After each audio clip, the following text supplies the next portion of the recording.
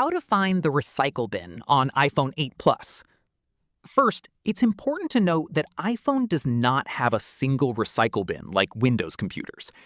Instead, deleted files are usually moved to a recently deleted folder inside the app where they were deleted. For example, let's see how to find recently deleted photos. Open the Photos app on your iPhone, then tap Albums at the bottom of the screen. Scroll down to the Utilities section and tap Recently Deleted.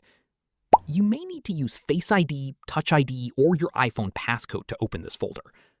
Here, you can see photos and videos that you recently deleted. If you want to recover an item, select it and tap Recover. If you want to permanently delete it, tap Delete. You can also find recently deleted files in other apps. For example, open the Files app, then tap Browse, and select Recently Deleted. So remember, there is no single recycle bin on the iPhone. Instead, look for the recently deleted folder inside the specific app. And that's how you can find the recycle bin or recently deleted items on an iPhone 8 Plus. I hope this video was helpful. If it was, please give it a thumbs up and don't forget to subscribe. Thanks for watching.